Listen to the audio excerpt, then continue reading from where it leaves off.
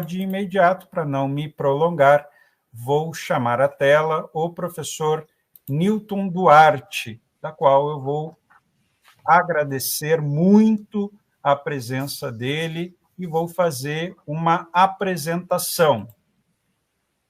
O professor Newton Duarte nasceu em 1961 na cidade de São Paulo, no início de 1962, quando ainda não tinha completado seu primeiro ano de vida, contraiu poliomielite, também chamada de paralisia infantil, tendo passado seu primeiro aniversário no hospital, no pulmão de aço, um equipamento usado para produzir os movimentos de respiração em casos em que os músculos tenham perdido, temporária ou permanentemente, a capacidade de realizar os movimentos necessários. Um erro inicial de diagnóstico retardou o início do tratamento do combate ao vírus da polio, agravando as sequelas de ordem motora.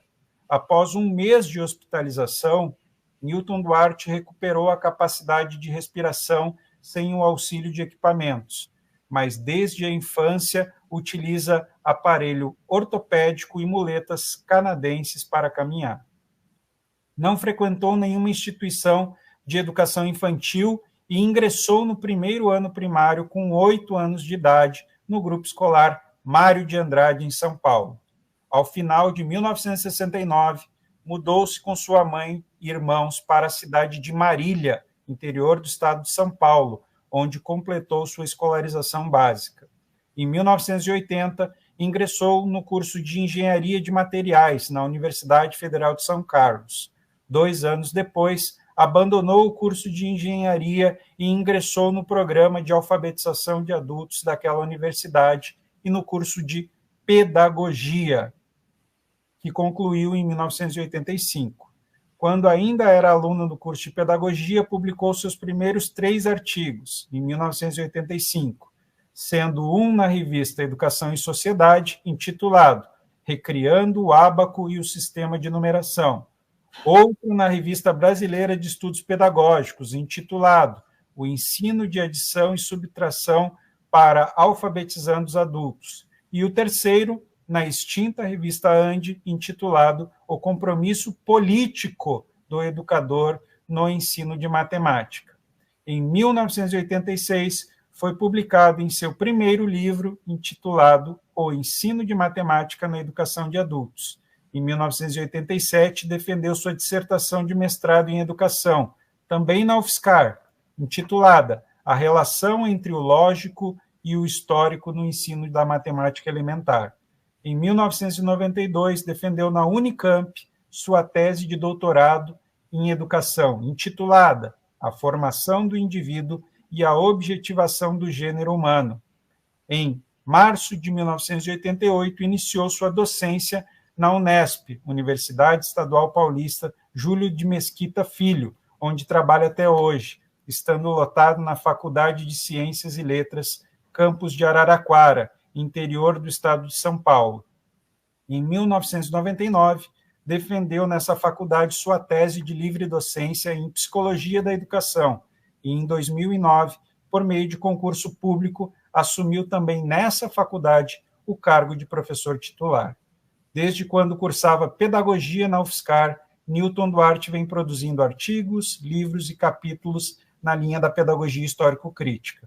Entre seus livros destacam-se A Individualidade para Si, primeira edição em 1993 e terceira edição em 2013. Vygotsky, O Aprender a Aprender, primeira edição em 2000 e quinta edição em 2013. Os Conteúdos Escolares e a Ressurreição dos Mortos, primeira edição em 2016 e segunda edição em 2021. Seu mais recente livro foi escrito em coautoria com Demerval Saviani e publicado em 2021 com o título Conhecimento Escolar e Luta de Classes, a Pedagogia Histórico-Crítica contra a Barbárie. Newton Duarte realizou pós-doutorado com Bolsa CAPES de agosto de 2003 a junho de 2004 no Instituto Ontário para Estudos Educacionais, na Universidade de Toronto, Canadá. Foi pesquisador visitante com Bolsa CAPES de agosto de 2011 a julho de 2012 no Centro de Pensamento Político e Social da Universidade de Sussex, Bridgeton, Inglaterra, e também pesquisador visitante com bolsa parcial da FAPESP no período de setembro de 2019 a março de 2020, no Instituto de Humanidades da Universidade Simon Fraser, em Vancouver, Canadá. Desde 1996, Newton Duarte tem realizado pesquisas com apoio do CNPq na forma de Bolsa Produtividade em Pesquisa. Atualmente, recebe essa bolsa do CNPq para desenvolvimento da pesquisa intitulada Relações entre Conhecimento Objetivo, Posicionamento Ético-Político e Desenvolvimento dos Indivíduos nas Concepções de Currículo da Pedagogia Histórico-Crítica e da Teoria do Conhecimento Poderoso. É coordenador do grupo de pesquisas intitulado Estudos Marxistas em Educação. Eu, de forma voluntária, solicitei à querida professora Júlia Malange, que é uma das minhas referências em currículo, uma poesia que foi escrita pela Suzy Scalcon em 2009, em Florianópolis, na apresentação do professor Newton Duarte num evento naquela época. A professora Suzy não está mais conosco fisicamente, mas ela está presente nas melhores memórias e experiências de todos que com ela conviveram. Suzy presente. Quando ela foi apresentar o professor Newton, ela escreveu o seguinte: há milhares e milhões de crianças que perdem a infância, também a adolescência, porque pela necessidade de sobrevivência foram e são afastadas da possibilidade de existirem, tal como a história vem consolidando a condição de ser em gênero humano. E a mão sombria e cruel do sistema rouba-lhes a plenitude do desenvolvimento multilateral, total e completo. E numa infância e adolescência raras, simples e modestas, é que, entre nódoas marcadas no papel, lidas, relidas, é que o menino Newton viveu sua infância. Embaixo ela escreve: e se é possível sintetizar o seu empenho e desejo fecundo de entender e contribuir com a educação brasileira e a formação humana, ousaria dizer que Newton é um combatente, um guerreiro, e, como diriam na minha terra, um peleador, que nesta ocasião vem nos instigar a continuar no caminho da história para pensarmos sobre o que é pedagogia. A palavra é sua, professor. Florianópolis, agosto de 2009. E para encerrar a apresentação do professor Newton, eu gostaria de expor essa bela imagem feita pela artista Aurora, de 6 anos, que é filha do professor Newton Duarte. Vejam a riqueza de detalhes. Muito obrigado, Aurora, por contribuir conosco. Professor Newton Duarte, peço imensas desculpas se me estendi demais. A palavra é toda sua. Muito obrigado pela sua contribuição de vida com a classe trabalhadora e com a pedagogia histórico-crítica. Muito bom dia, Márcio. Muito bom dia a todos que estão participando desta aula, de mais este curso, mais essa disciplina organizada pelo STED-BR.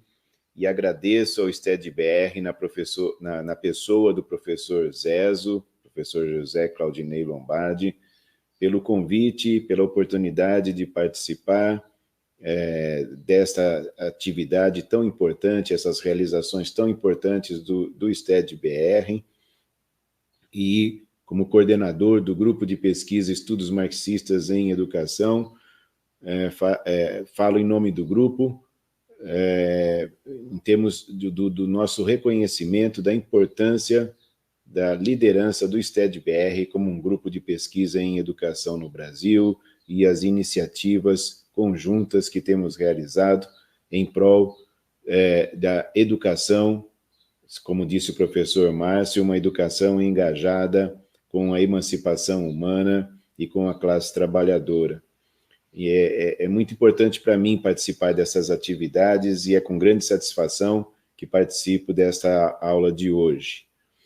E nesta aula de hoje, então, dentro da proposta inteira do curso, né, nós vamos falar das pedagogias hegemônicas e contra-hegemônicas e procurar desenvolver uma análise crítica, um diálogo crítico aqui sobre as pedagogias hegemônicas e contra-hegemônicas. Como vocês sabem, eu venho, e como o professor Márcio relatou aí na minha apresentação, eu venho trabalhando com uma dessas pedagogias contra-hegemônicas desde a minha graduação em pedagogia, lá na primeira metade dos anos 1980. Eu fiz pedagogia de 1982 a 1985 na UFSCar, e durante todo esse período participei do projeto de alfabetização dos funcionários da UFSCar, um projeto muito importante que foi desenvolvido naquela época, sob a coordenação da professora Beth Oliveira, que infelizmente faleceu no mês de junho deste ano. Eu, durante todo o curso de pedagogia, participei daquele projeto de alfabetização de funcionários, e nesse projeto eu estudei muito sobre as teorias pedagógicas, sobre a dialética, marxismo, sobre as questões da educação, e foi nesse projeto de alfabetização dos funcionários que eu tive o privilégio de conhecer, enquanto ainda fazia o curso de pedagogia, dois grandes nomes da educação brasileira, professor Paulo Freire e professor Dermeval Saviani. Os conheci estudando seus escritos e também tive a oportunidade de me encontrar pessoalmente com eles, ainda como aluno do curso de pedagogia. E esses estudos e todo o trabalho que realizávamos com educação de adultos me levaram a escolher a pedagogia histórico-crítica como aquela na qual eu gostaria de trabalhar, para a qual eu gostaria de contribuir, e é o que venho procurando fazer desde então.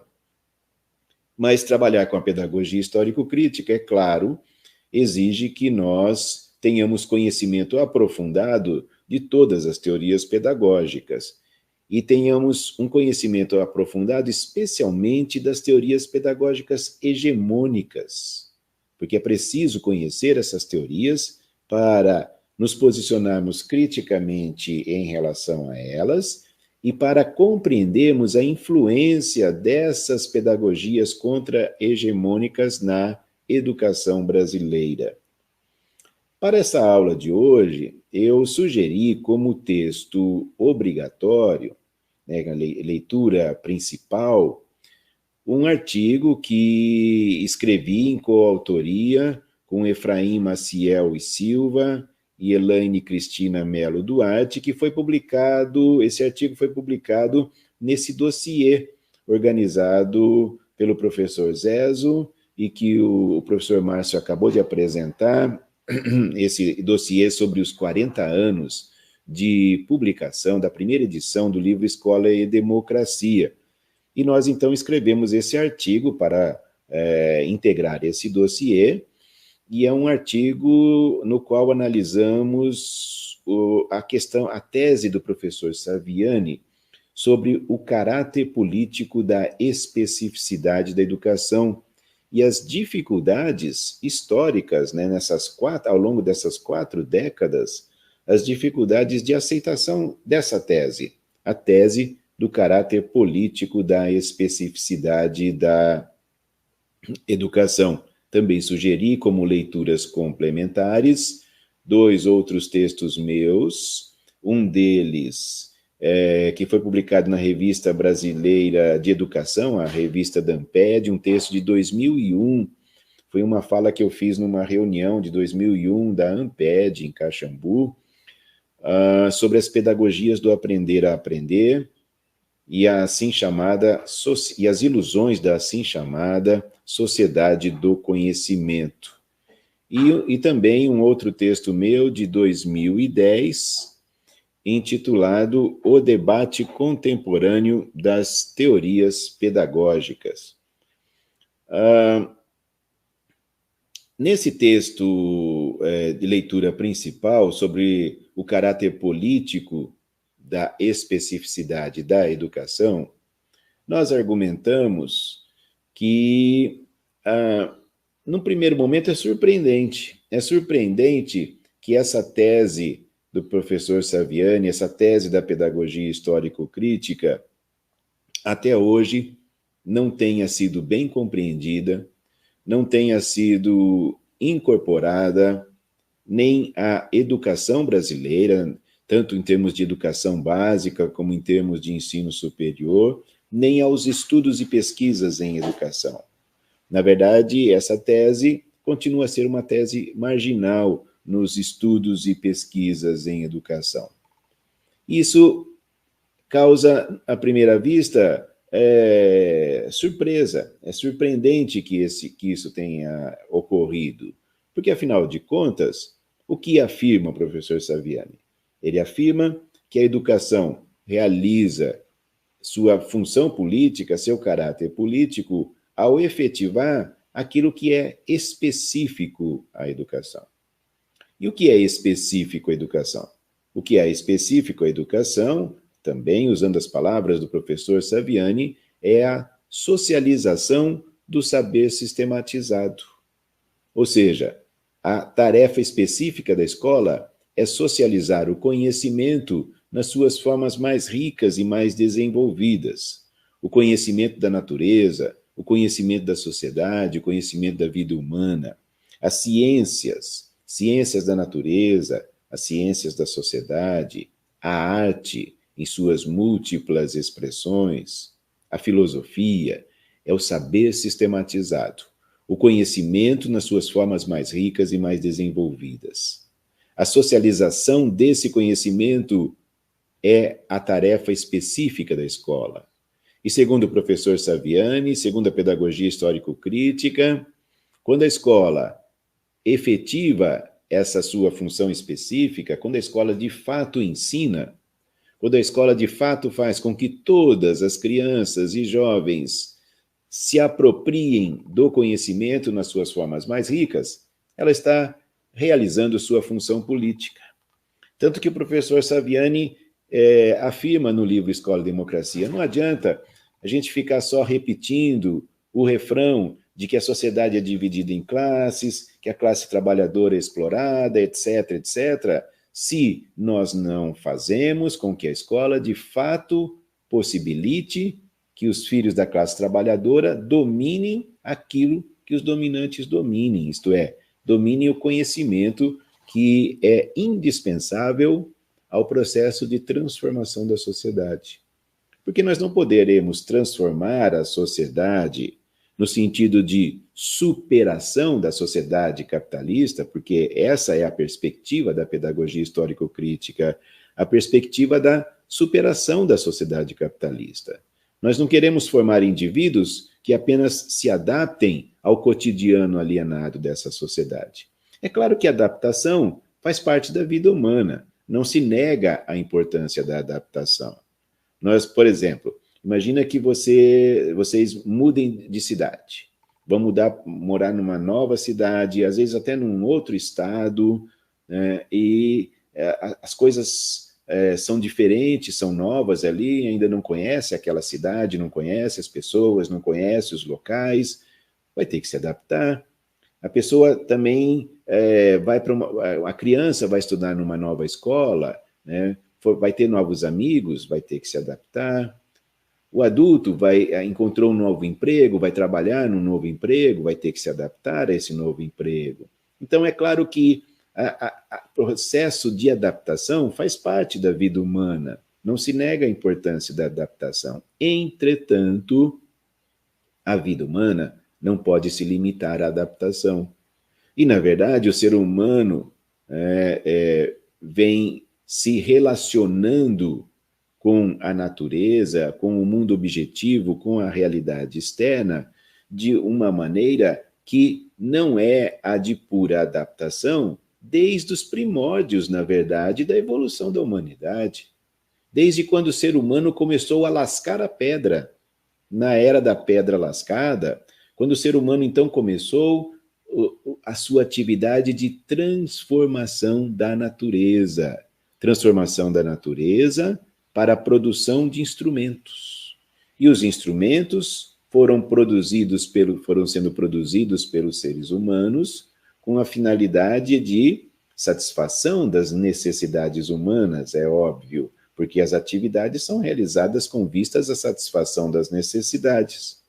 Mas, como Marx e Engels nos mostraram na ideologia alemã, a produção dos meios de satisfação das necessidades, que foi o primeiro ato histórico, ou seja, aquele que deu origem ao movimento da história, essa produção dos meios de satisfação das necessidades gerou, ao mesmo tempo, novas necessidades.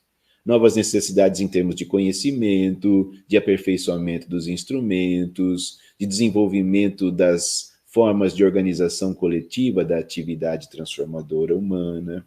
Então, desde esses primórdios do processo de desenvolvimento histórico-social humano, as relações entre os seres humanos e o mundo objetivo, a natureza, a cultura, não são relações de pura adaptação. O ser humano precisa transformar. E no caso da pedagogia histórico-crítica, que, como é sabido, é uma pedagogia de inspiração marxista, nossa posição política, ideológica, é a de que a sociedade capitalista esgotou suas possibilidades de contribuição para a humanidade. A sociedade capitalista, ela precisa ser superada. As contradições da sociedade capitalista chegaram a um ponto de profunda destruição. A sociedade capitalista tem aprofundado os processos de destruição da natureza, vemos as catástrofes climáticas que têm ocorrido em decorrência da ação humana, e quando a gente fala ação humana, é preciso que se denome a isso. Trata-se do processo de produção de mercadorias na lógica econômica capitalista. Trata-se do processo de reprodução do capital. É isso que está destruindo a natureza no nosso planeta. A sociedade capitalista também tem aprofundado as desigualdades sociais. As desigualdades sociais não têm diminuído, ao contrário, elas têm aumentado ao longo das décadas. A sociedade capitalista tem acentuado a violência em todos os níveis, no nível das relações cotidianas, no nível das relações interpessoais, no nível das relações entre os países. Vejam a proliferação das guerras cada vez mais cruéis, cada vez mais sanguinárias, cada vez mais destrutivas, com capacidade de destruição cada vez maior. E a sociedade capitalista também tem criado todo um contexto socioeconômico, cultural, ideológico, que tem feito com que muita gente não encontre um sentido para a sua vida. Muita gente não encontra um sentido para a sua vida e chega, inclusive, ao limite de dar um fim à sua vida. A sociedade capitalista, de fato, esgotou as possibilidades que tinha de trazer contribuições ao desenvolvimento da humanidade. Karl Marx analisou com grande brilhantismo e com uma profunda dialética os processos, as contradições da sociedade capitalista, mostrando que o capitalismo, ao mesmo tempo, foi um grande avanço na história da humanidade, mas um avanço eivado de contradições. Essas contradições agora chegaram a um extremo e nós precisamos superar essa sociedade. Essa é a perspectiva ampla da pedagogia histórico-crítica. E é nessa perspectiva de totalidade da história e da sociedade que nós, que trabalhamos com a pedagogia histórico-crítica, analisamos a questão do conhecimento. O conhecimento que a escola deveria socializar. E é nessa perspectiva que analisamos por que a escola não tem socializado esse conhecimento. Sabemos que a escola não tem socializado esse conhecimento não por, digamos, uma disfunção da escola. Na verdade, é porque a escola tem efetivado o projeto pedagógico da classe dominante. E o projeto pedagógico da classe dominante é o de que a escola não socialize o conhecimento, que a escola só permita o acesso ao conhecimento em níveis bastante baixos, um conhecimento bastante adaptado às demandas do cotidiano alienado e do mercado na sociedade capitalista. E é isso que nós argumentamos no nosso texto, né? De que a dificuldade de aceitação da tese do professor Saviani sobre o caráter político da especificidade da educação, e é preciso que se acrescente, essa dificuldade não é só por parte da direita, é também por parte da esquerda em educação e da esquerda em geral. A dificuldade de aceitação dessa tese do caráter político da especificidade da educação tem, claro, como qualquer fenômeno social, várias causas. Então, nós não pretendemos dizer que existe uma única causa para essa dificuldade, mas uma das causas, e eu diria uma das mais importantes, é o fato de que, a partir da década, principalmente a partir de meados da década de 1980 até hoje, nós tivemos uma fortíssima difusão daquelas pedagogias que eu tenho chamado as pedagogias do aprender a aprender.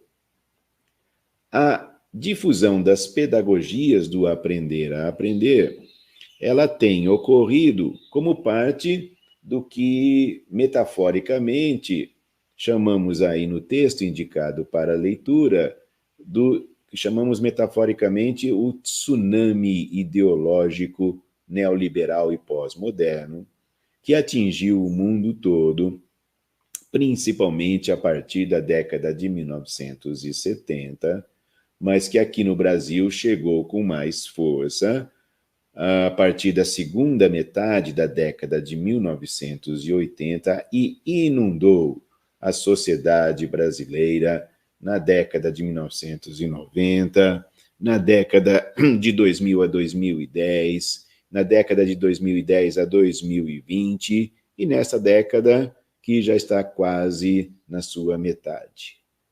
É o que eu chamo o universo ideológico neoliberal e pós-moderno. Nesse universo ideológico, pode até parecer em alguns momentos que neoliberalismo e pós-modernismo estão em direções opostas, lutam por posições opostas. Até porque o pós-modernismo normalmente é mais identificado com a esquerda. Normalmente os pós-modernos se situam à esquerda, ou pelo menos pensam que se situam à esquerda, ao passo que o neoliberalismo é mais fortemente identificado com a direita.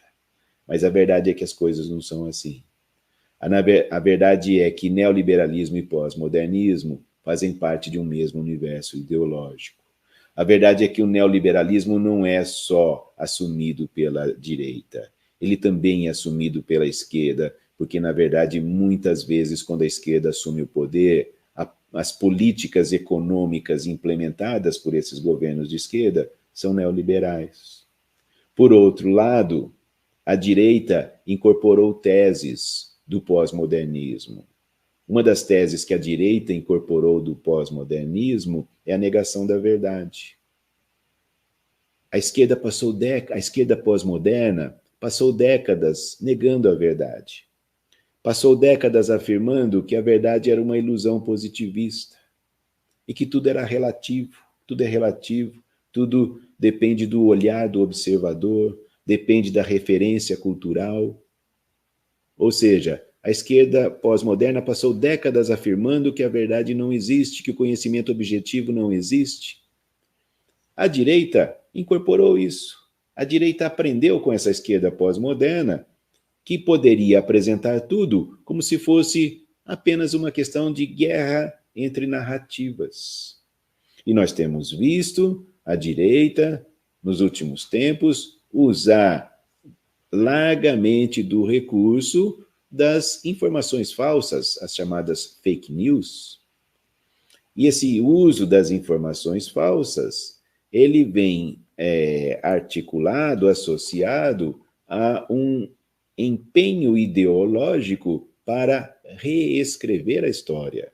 E para reescrever a história numa perspectiva absolutamente distorcedora dos fatos históricos. É o caso, por exemplo, quando a direita afirma que não existiu ditadura no Brasil de 1964 a 1985, que o que existiu foi um processo que salvou o Brasil dos comunistas, um processo importante de desenvolvimento do Brasil, e etc, etc.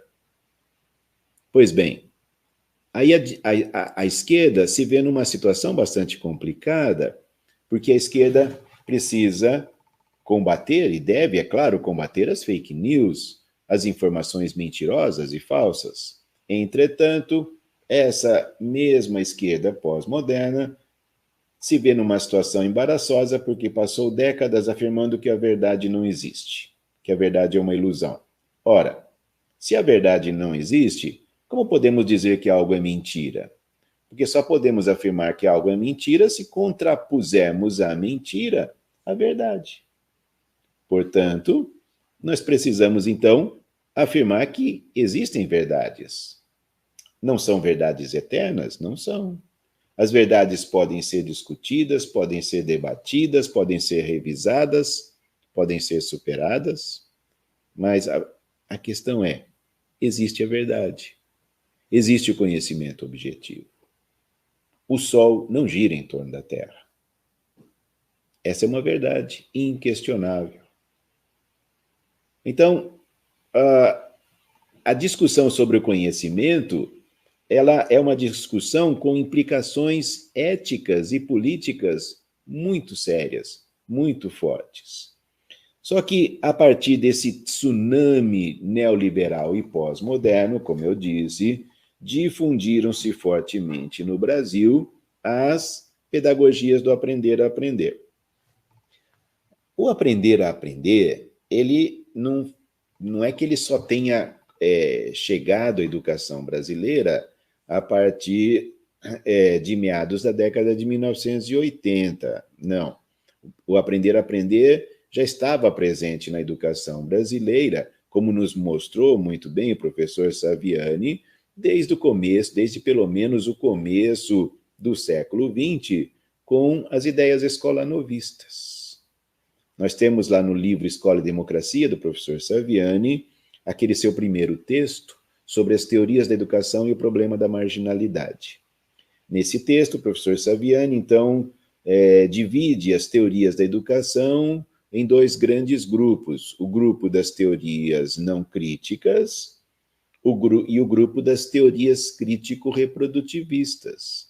E termina o texto afirmando que é possível e necessária uma teoria que seja crítica, sem ser reprodutivista, mas que naquele texto ele não apresentaria essa teoria pedagógica. Então, depois, em trabalhos posteriores, é que essa teoria pedagógica começou a ser apresentada e desenvolvida mais fortemente, embora, na minha avaliação, o professor Saviani já tivesse apresentado fundamentos da pedagogia histórico-crítica em 1980, na introdução do seu livro Educação do Senso Comum à Consciência Filosófica.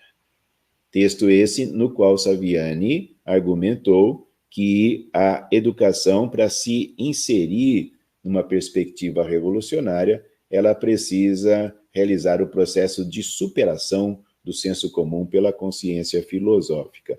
Um texto de forte inspiração gramsciana e um texto que, no meu entender, lançou as bases da pedagogia histórico-crítica. Bom, mas voltando ao texto, as teorias da educação e o problema da marginalidade do professor Saviani lá no livro Escola e Democracia. Ao analisar as teorias não críticas, ele então analisa, como é sabido, 3 teorias não críticas: a pedagogia tradicional, a pedagogia da escola nova e a pedagogia tecnicista. A pedagogia da escola nova foi aquela, então, que criou o lema Aprender a Aprender. Esse lema Aprender a Aprender foi revigorado nas décadas finais do século XX pelas novas pedagogias.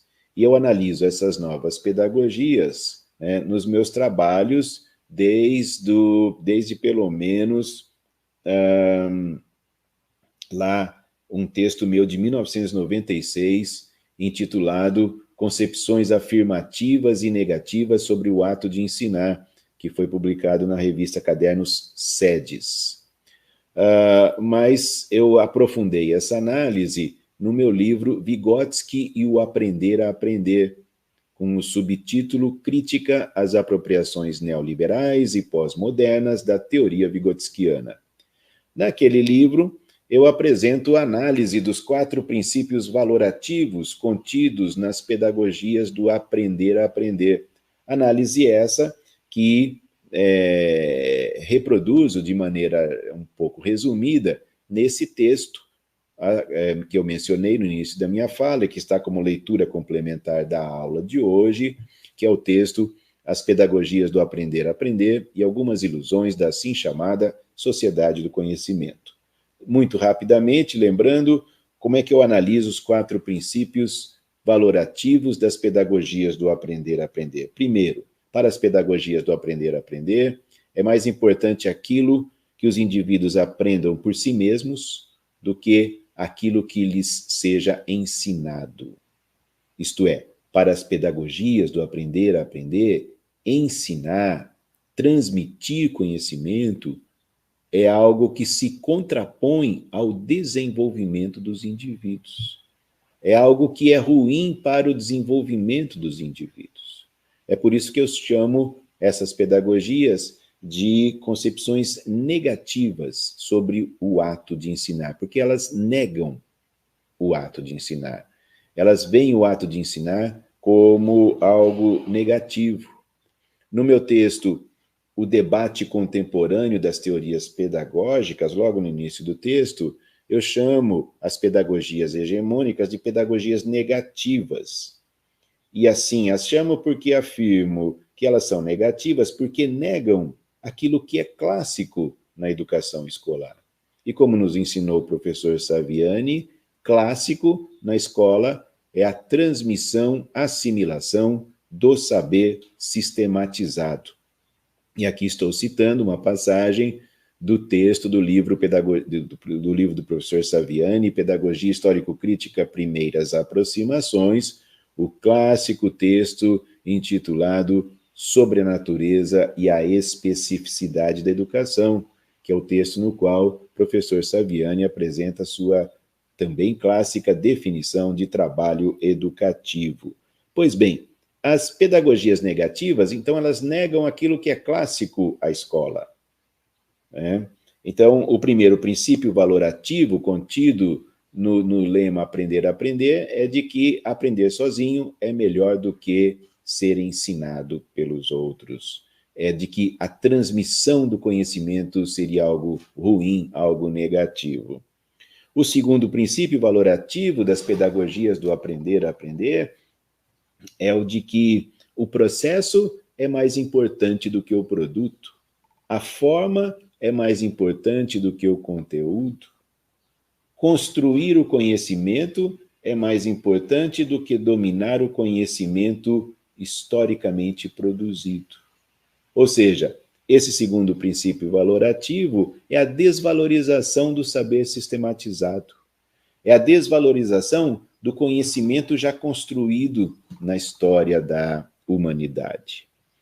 O terceiro princípio valorativo, defendido pelas pedagogias do aprender a aprender, é o de que a atividade educativa deveria ser conduzida pelos interesses e necessidades dos alunos. Então, o aluno é que deveria conduzir a atividade educativa e não o professor. O aluno que deveria escolher o que estudar, o que aprender.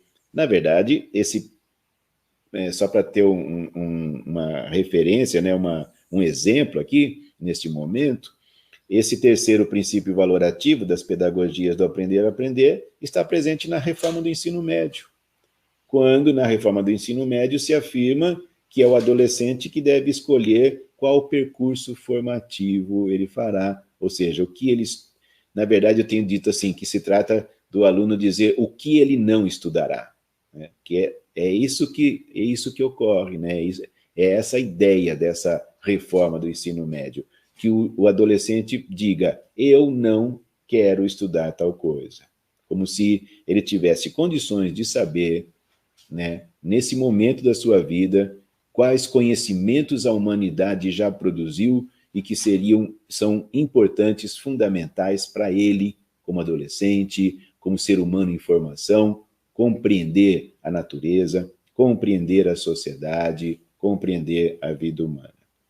E o quarto princípio valorativo, defendido pelas pedagogias do aprender a aprender, é o de que a melhor educação, principalmente quando for educação escolar, é aquela que será aquela que melhor prepare os indivíduos para um processo ativo de adaptação ao cotidiano da sociedade. Então, são pedagogias essencialmente adaptativas. Bom,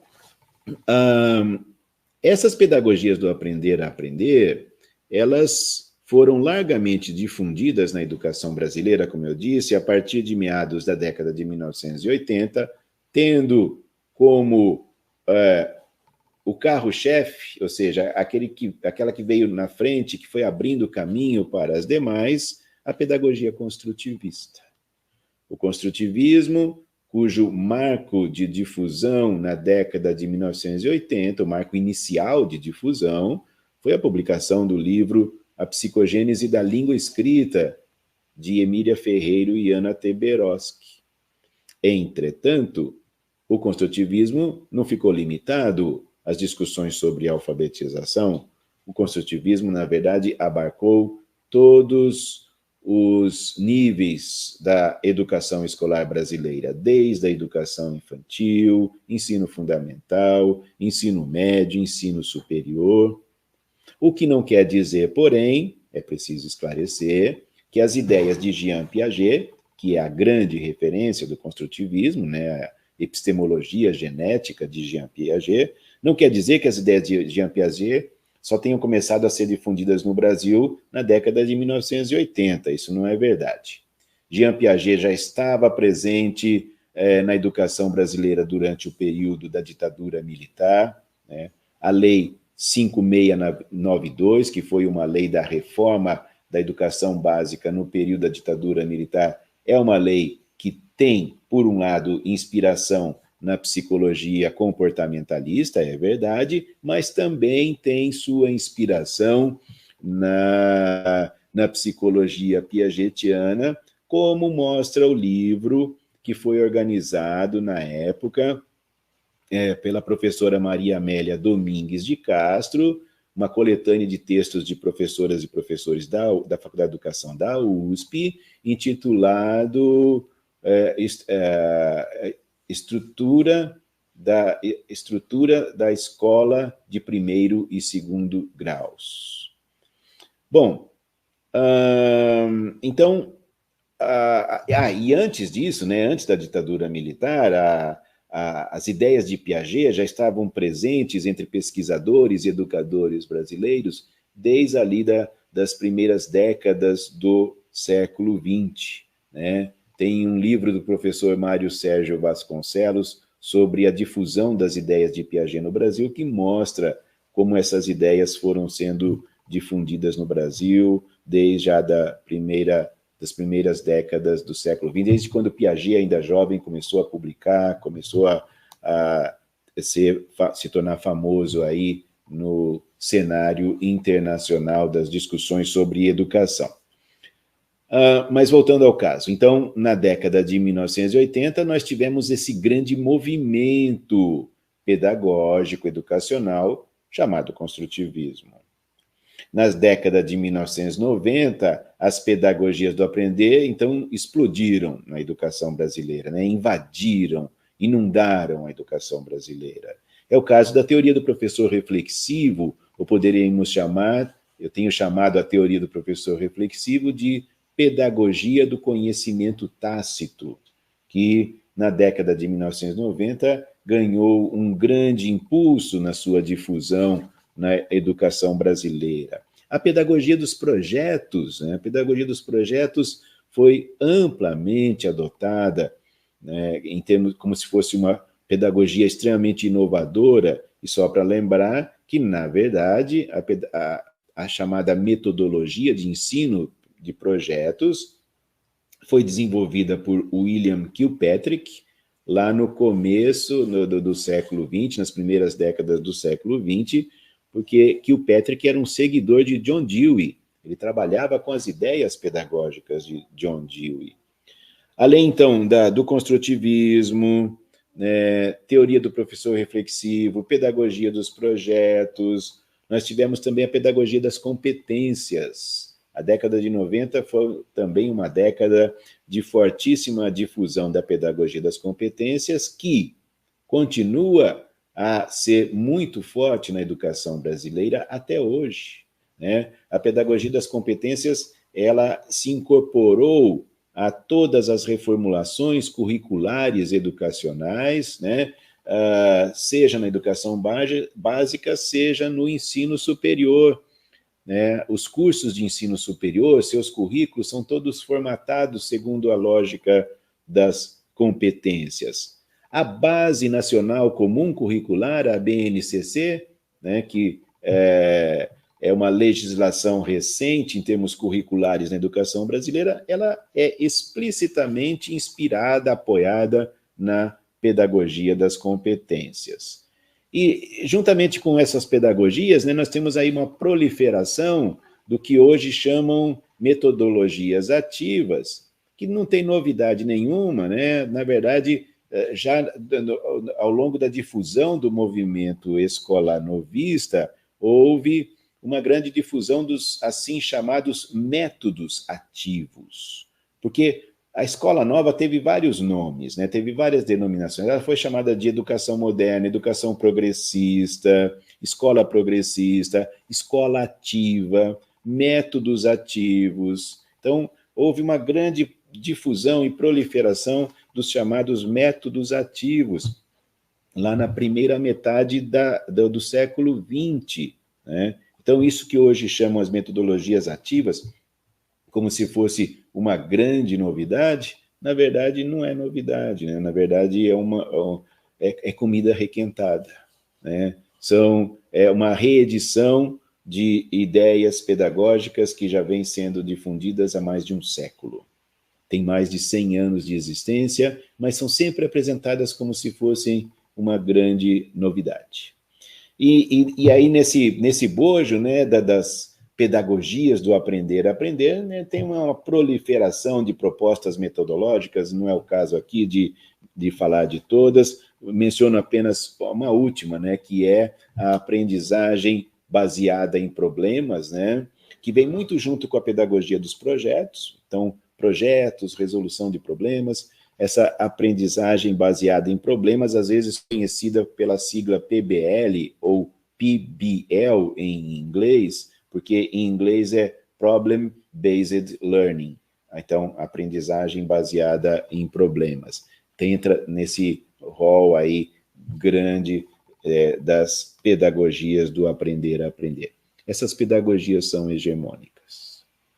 Essas pedagogias dominam a educação brasileira há décadas e elas são adotadas indistintamente por governos de direita e de esquerda.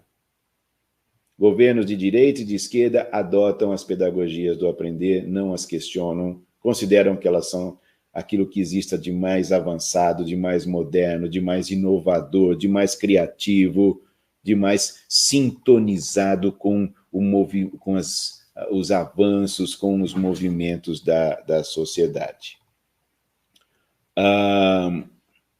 E aí, a questão do conhecimento, né?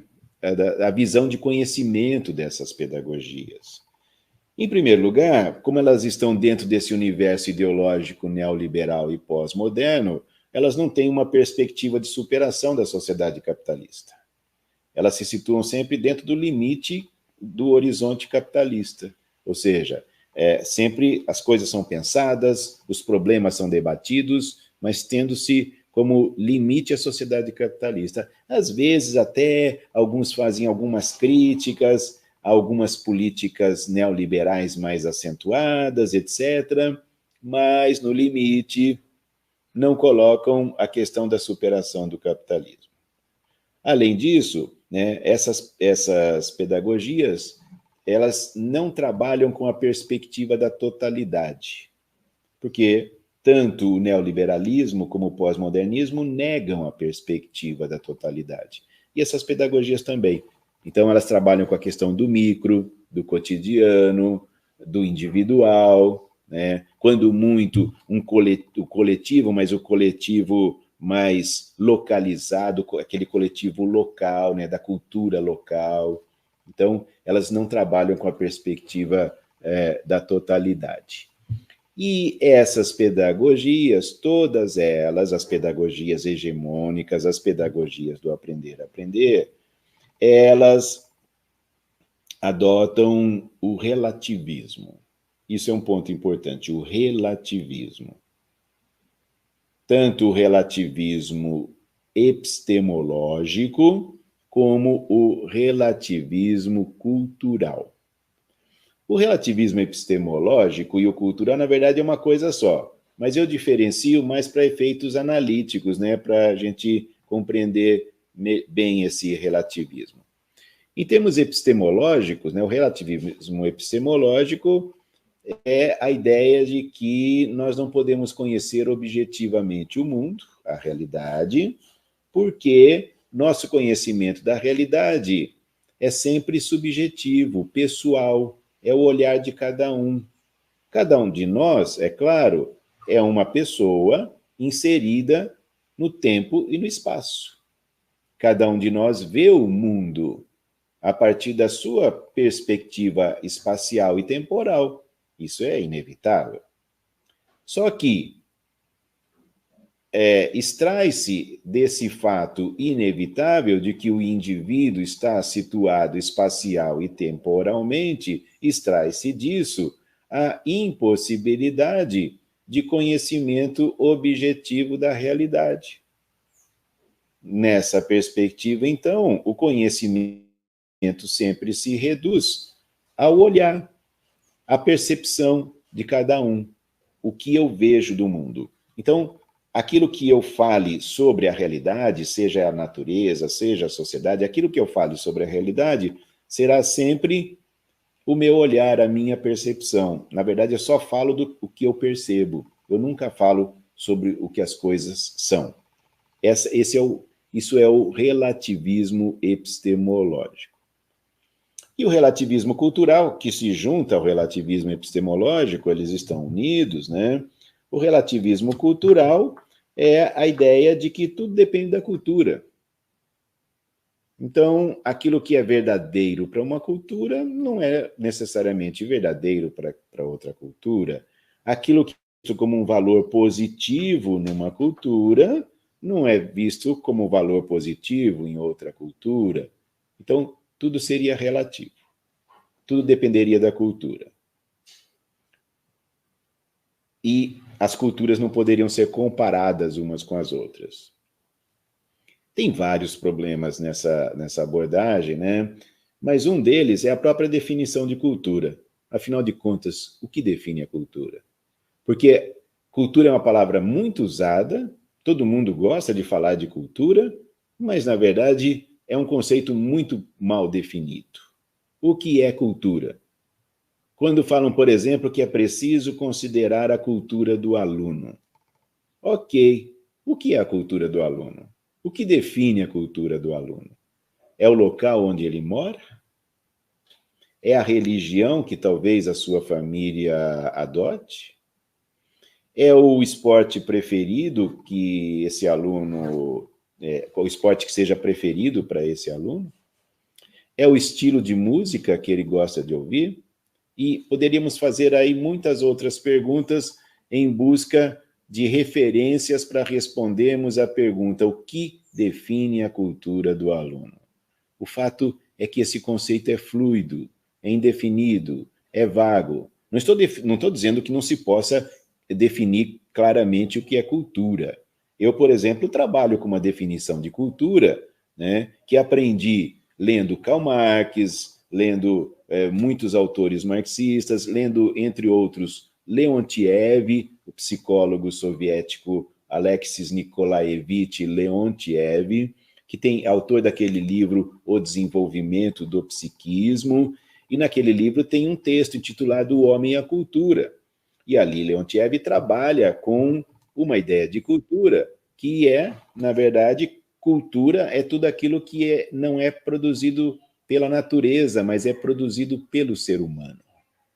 Por exemplo, a pedra. A pedra é um objeto natural, a pedra existe na natureza. Porém, a pedra lascada já é um objeto cultural, porque a pedra lascada foi produzida pelo ser humano. O ser humano lascou a pedra para que a pedra se transformasse num instrumento.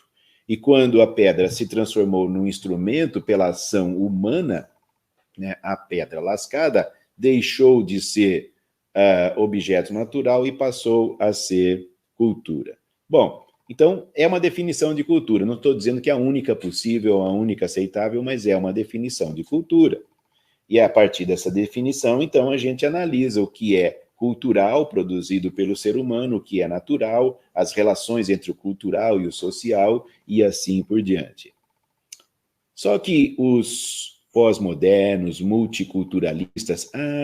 eu me esqueci, quando eu estava falando aí das pedagogias do aprender a aprender, eu me esqueci de algo fundamental, o multiculturalismo. O multiculturalismo é uma, sim, das pedagogias do aprender a aprender. E o multiculturalismo ele tem uma fortíssima influência nas discussões sobre currículo no Brasil. E o multiculturalismo tem uma fortíssima influência das ideias pós-modernas. O multiculturalismo é pós-moderno. O multiculturalismo é o pós-modernismo em educação. Esse relativismo epistemológico e cultural, ele é amplamente incorporado e difundido pelo multiculturalismo. Aliás, esse relativismo cultural e esse relativismo epistemológico e cultural, ele é um dogma pós-moderno. É um dogma. Porque, na verdade, embora os pós-modernos, o pós-modernismo queira se apresentar como muito flexível, como mente aberta, né? Ele é cheio de dogmas, de inflexibilidades, de sectarismos. E um dos dogmas do pós-modernismo é o relativismo cultural. E a esquerda adora um relativismo cultural, vamos dizer a verdade. Há muita influência do relativismo cultural e epistemológico no pensamento educacional de esquerda, inclusive entre as pedagogias contra-hegemônicas. Fica para vocês a tarefa de, ao longo desta disciplina, deste curso, analisarem aí as ideias das pedagogias contra-hegemônicas e identificarem se existe ou não, se eu estou certo, se eu estou errado, em termos de afirmar que existem, sim, influências do relativismo cultural e epistemológico nas pedagogias contra-hegemônicas. E aí, me parece que essa é uma das razões da dificuldade de aceitação da tese do professor Saviani sobre o caráter político da especificidade da educação. Por quê? Porque, a partir da grande difusão da ideologia neoliberal e pós-moderna, a partir de meados da década de 80 e nas décadas subsequentes, e nesse bojo, a difusão das pedagogias do aprender a aprender, essa difusão fez com que a discussão sobre a verdade e sobre o conhecimento objetivo fosse deixada de lado, fosse abandonada, e em seu lugar fosse colocada uma visão de conhecimento que é uma visão pragmática, instrumental, relativista e subjetivista de conhecimento. Então, pragmática, instrumental, relativista e subjetivista de conhecimento. Eu já falei aqui, né, sobre o relativismo cultural e epistemológico, que inclui o subjetivismo, a visão subjetiva, né, de conhecimento, mas algumas palavras sobre a visão, o caráter pragmático, instrumental dessa visão de conhecimento, né? Nessa visão, o conhecimento não é visto como algo que explique de maneira mais adequada ou menos adequada, né? Mais correta ou menos correta, mas que, enfim, algo que esteja buscando explicar o que é a realidade. Então, o conhecimento não é visto como explicação da realidade, como representação correta ou menos correta da realidade. O conhecimento é visto apenas como algo usado para adaptação. Adaptação do indivíduo às questões de ordem prática. E quando a gente fala questões de ordem prática, a gente não está pensando essas perspectivas não estão pensando na prática social na sua totalidade. Elas estão pensando no cotidiano das pessoas, no cotidiano dos indivíduos. Ou seja, o conhecimento como uma mera ferramenta para adaptação no cotidiano. Então, o conhecimento não seria algo que diria o que a realidade é, mas seria algo apenas para viabilizar a adaptação dos indivíduos ao cotidiano tal como ele está dado na nossa sociedade. E aí, né, o caráter pragmático e instrumental do conhecimento estão juntos, né, porque ele então é visto de maneira puramente instrumental. Essa questão da visão instrumental de conhecimento, ela não é nova, né? Ela já está presente nas discussões filosóficas sobre conhecimento há muito tempo. Há muito tempo.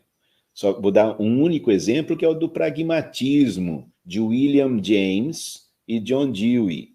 No pragmatismo de William James e John Dewey, o conhecimento é visto essencialmente como uma ferramenta, como um instrumento.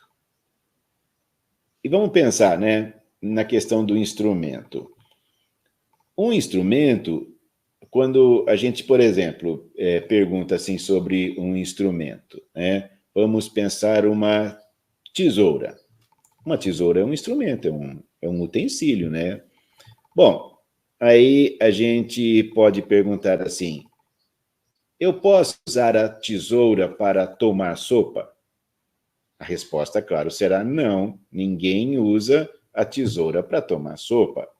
Então, a tesoura não é adequada para tomar sopa. O objeto, o instrumento adequado para se tomar sopa é a colher.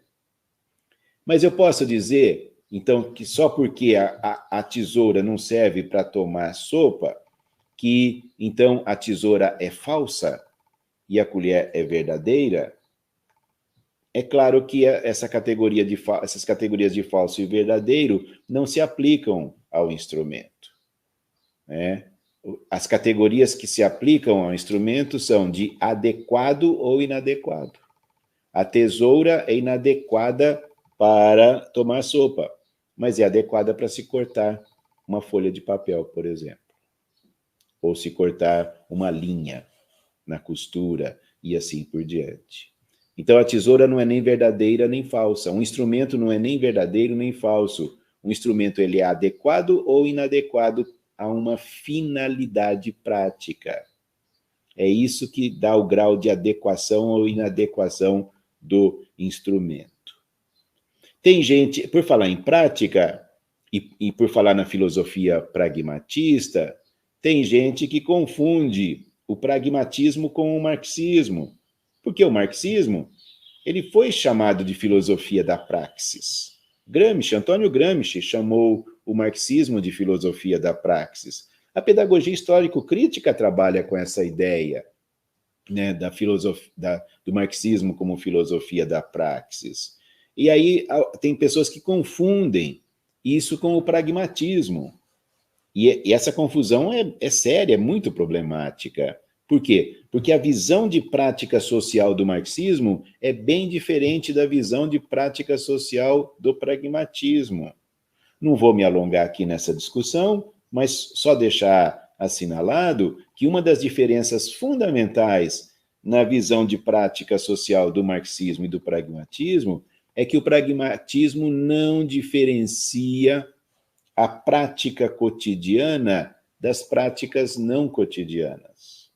Não diferencia a prática cotidiana de outras formas de prática de atividade social que se desenvolveram historicamente a partir das práticas cotidianas, mas se diferenciaram, evoluíram, se transformaram e ganharam relativa autonomia.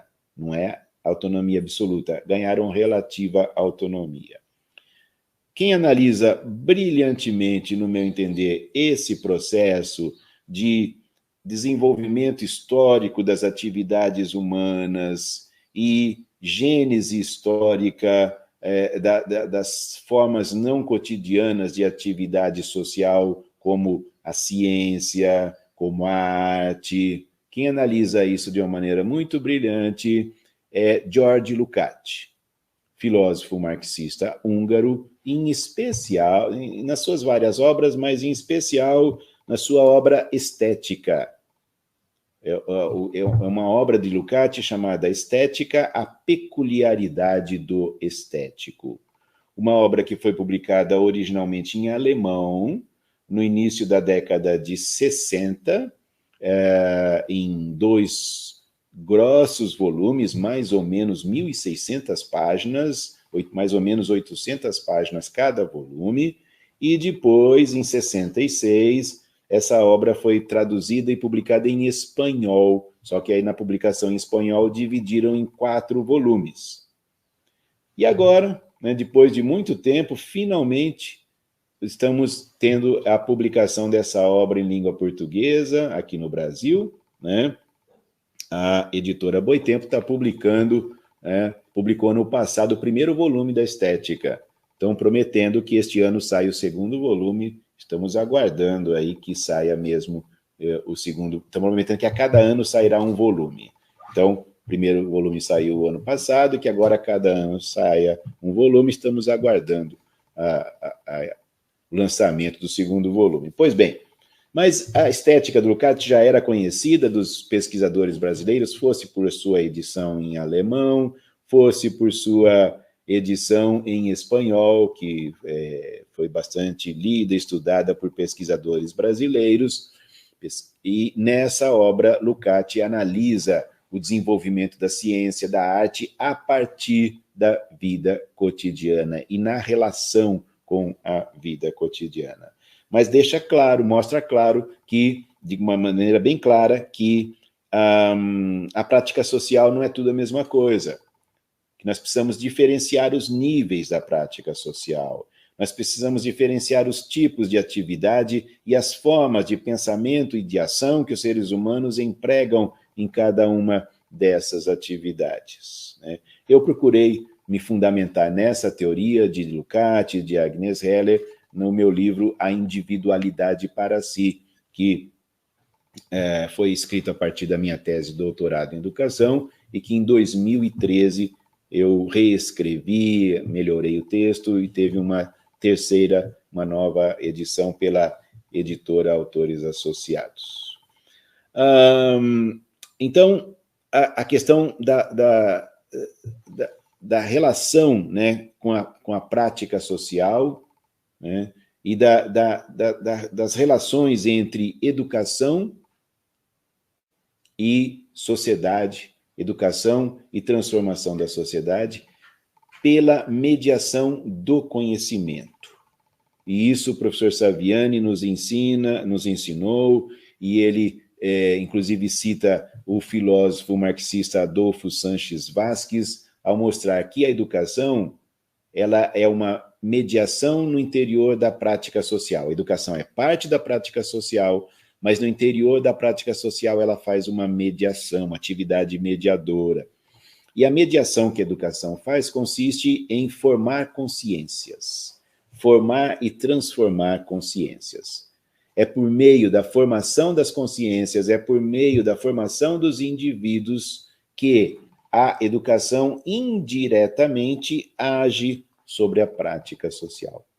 E aí está a questão do conhecimento.